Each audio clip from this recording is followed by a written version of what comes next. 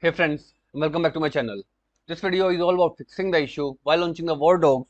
You are getting the error application unable to start correctly with error code 0xc0000142.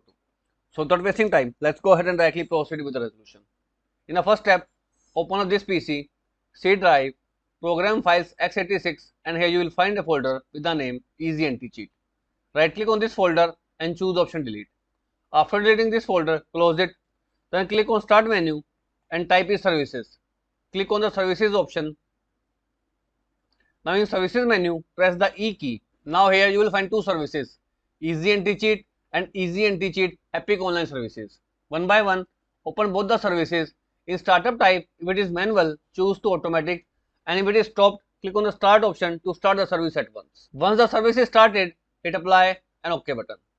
Same thing you need to do with Easy Anti-Cheat Epic Online Services.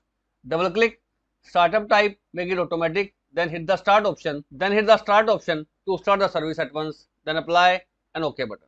After doing so, launch the stream, right click on the game and go to the properties, click on install files and choose option verify integrity of the game files. Once integrity is verified, play the game and hopefully the issue will be fixed.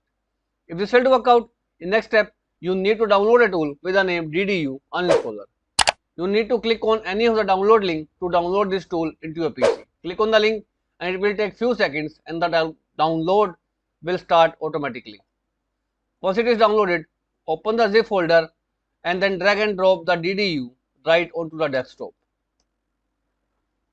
Now double click on 7G file of the DDU and click on the option extract.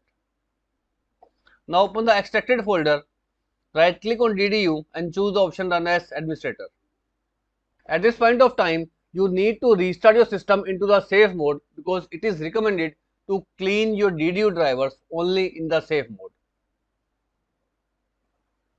From device type, choose GPU and it will automatically find your dedicated graphic card. Now click on the option clean and restart. This will completely remove your graphic card drivers from the system. Once the drivers are removed, again open up your web browser and open the official website of the AMD or the NVIDIA. You need to download the latest drivers right from this official website and then install them into your system. Once installed, restart your PC and play the game, and hopefully this time the issue will be completely fixed. So as of now, this is all about it friends. If this video works out for you, I request you to please click on subscribe button and turn on the bell notification icon to continue receiving updates from my channel.